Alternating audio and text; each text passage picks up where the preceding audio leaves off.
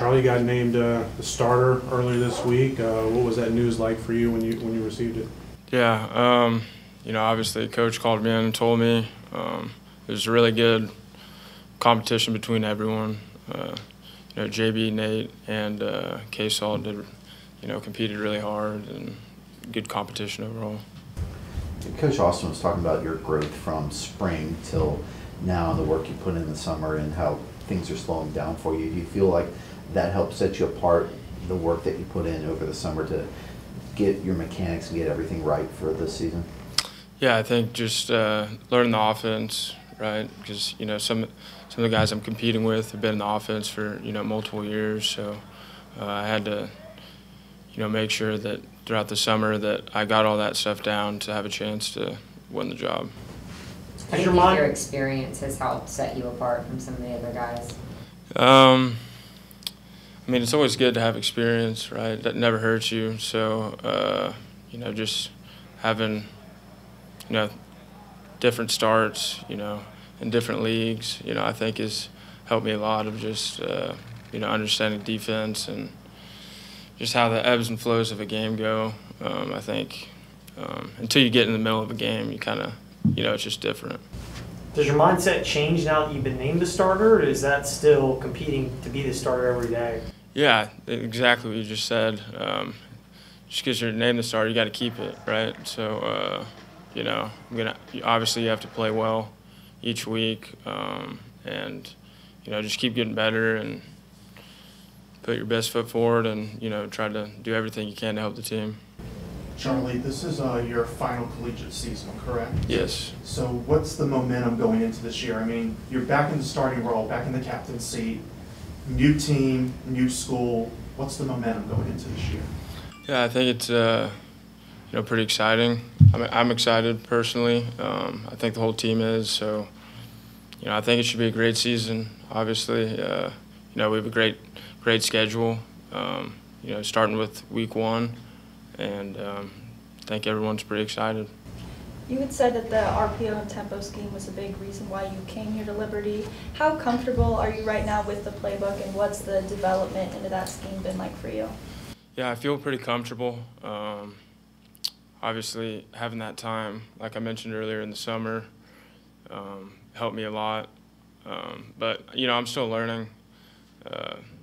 Obviously, kind of the base part of the offense I know, but I got to learn, a lot more whenever we put stuff in for game planning and stuff like that. So I'm still learning every day. Yeah. Charlie, go back to the work you did in the summer, and going back to Ken Austin said mechanically there were a lot of things that you needed to work on after the spring. What was it like for you on a day-by-day? Were you watching video of yourself and then going out and trying to just what were some of the things that you were doing there just with your mechanics, your lower body? Yeah, throughout the spring, he had told me what he wanted me to work on, and just repetition, doing exactly what he said is really how I could best explain it. Just repetition over and over and over of what exactly he wanted me to do. So I would just go out and do it on the field all summer. How often were you out there? Were you like just pulling teammates out there, receivers saying, "Hey, let me throw to you for a little bit"? Was that like an hour a day, 2 hours a day? Yeah, we pretty much did. Yeah, we did that a lot just throughout the whole summer. Receivers, quarterbacks would go out, throw. So, dang near every day during the week probably we would go and do stuff like that. Coach Austin talked about how tough you are, especially in the pocket. Does that run in your family? Especially with how Michael, everyone described him being tough during his time at Virginia Tech. Yeah, well, that's because he's slow. He couldn't run, so he had to stay in the pocket. But no, yeah, I think with experience, you try to, not leave the pocket when you don't have to, right? Makes it easier on the offensive line.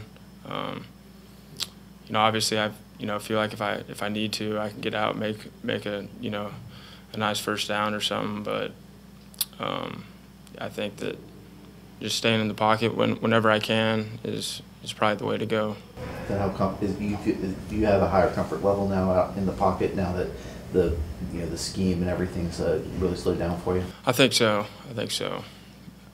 Charlie, What the can you say last, about JB? And I mean, obviously he wants to be the starter of this team too. How has he responded to the news? And I know he's tried to help you a lot learn this offense since he's been in it much longer. Yeah, JB's he's been great. You know, he's very supportive. He's a great quarterback, and it's helped me back from the spring until now. So JB's been great and really supportive. Charlie, the last 2 years, right, didn't play out the way you would have envisioned them playing out. Do you feel like you have something to prove as you go out your last year of college football? Yeah, I mean, I think I'm just trying to have fun. I feel like I really didn't have a whole lot of fun the past 2 years, and just getting back to having fun. Just competing with teammates, and just going out there and competing as hard as I can. I think is kind of my emphasis. Is just go have fun. Obviously take it serious and prepare. Really well, but also don't forget to have fun. All right, hey Brendan, it says you are on the watch list for the Outland Trophy. Do you have any comments on that? Yeah, I'm just super thankful and blessed by that, and it's just there's so many people that has to play in that role of even being named to the watch list. My parents, my players, coaches, and everyone should take credit in that. With so many new guys on the offensive line here this year, transfers, newcomers, what's the chemistry, what's been the point of focus coming into this season? Well, the focus is to make sure what happened last year doesn't happen again. Way too many sacks, could have rushed the ball a lot more. I think complacent was a word that was used a lot in our group. So kind of getting them when they came in to kind of know what kind of happened and what change is going to happen. And going forward, I mean, the buy-in that we've had in this room is the highest I've ever seen it, and it's really cool to see guys that were never even close to bought in that are bought in now. So with the new guys coming in, they've all been great leaders. They've all bought in. It's just been a great process, and I'm super excited to see what happens with that. Is it a situation where maybe just nothing at all against Sam Gregg, but like maybe just a new voice has helped with Coach K? Yeah, Coach Gregg did a great job, and as players we take the blame for what happened last year, but a new change and a coaching change will always spark something under your butt. Like it happened, he's here for a reason, and just what he brings to us has definitely brought a change. So I think, definitely helps. What's y'all's name again? Don't you guys call The it? Union. The Union. Yeah, so hardest workers, Okay. blue collar. Cooper was in here earlier and said, you watched film from like 15 years ago, and he's still using those same technique. And that was back when, it was blue collar, lunch pail, hard work. Everyone wants to run the ball. Has that been like the mentality you guys have taken, seeing that film and going through those same types of drills? Yes, it's definitely a new mindset.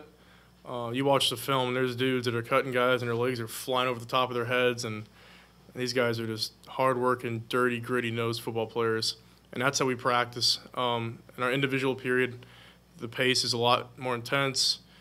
It's a lot more reps, and you are working to become, what we think we can be. Build on that if you don't mind. Elaborate. You mentioned buy-in. How do you measure buy-in from last year to this year when there haven't been any games yet? I would say it comes down to being on time to things, extra work, watching guys hold other people accountable. How you respond to being held accountable. Do you say, I don't need to hear that, or do you say, yeah, you're right? Guys they're recognizing what's wrong, and I'm not perfect. No one's perfect. There's gonna be times where you're wrong, but everyone's committed to changing towards that goal. So we always make an analogy in our room. We're climbing a mountain right now. Beginning of fall camp was base camp, and we're trying to climb to the top of the mountain. And there's gonna be hard times, and there's gonna be times we have to pull people back up that fall a little bit, but everyone's committed to the common goal, and I'm just excited to see what happens. How would you compare the overall talent in that room now as to what it was last year or even year before? I think it's much higher. I think the younger guys have developed a great amount under Coach Klonakis, and bringing in 4 older upperclassmen transfers, the experience, the talent is off the charts. The depth that we have is insane. We traveled 12, and all 12 can go in there and do exactly what the other person did. There was a lot of competition in that room. How much does it help you guys as players to feel like you have a voice with this new culture council? It helps a lot. Players always think of stuff that they're kind of afraid to say to the coach, or they want things that could help them, but they don't know how they're going to react. And with the council, we have an open voice to say, this needs to change, or, what about this? Do you think this can help? And there's been some changes that have been made, and I think it's been a great thing that's happened for us, and will continue to help produce just great results on the road. Going off of change, is there a new role that you've taken onto this team? Yeah, I think last year we had 58 seniors. So then you always have Tom Sargent, who is the captain of the group. So, with Tom stepping away, and, now I'm really trying to get it, as an older guy, I have to be one of the top leaders in the team and make sure that, we're going in the direction we have to go in. But I think it's really important to we have so many upperclassmen in our room. If we could have 5, 6, 7 guys that all hold each other to the same standard, that voice the same way, that practice the same way, it's sink or swim for the guys that don't jump in. So that's kind of the role we are at with the O-line. We have 5, 6, 7 guys those are the guys that lead, and we go after that. You brought in 4 upperclassmen transfers. The running back room drastically changed. You guys went to La Coretta before training camp opened. Was that a good way to get everyone on the same page, get to know each other, so that way you come into camp with the same mindset?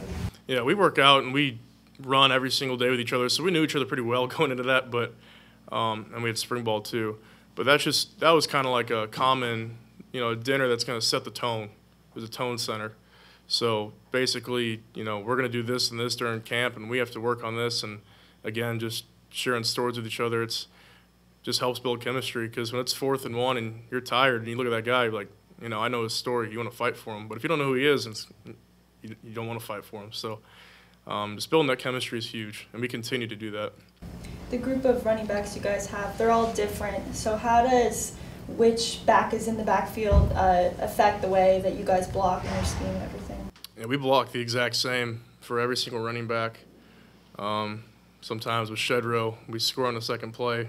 And sometimes the other ones, it takes a few, but do so fast. But they all have different things they're all incredible at, and they're different than each other. So it definitely brings a challenge to the defense.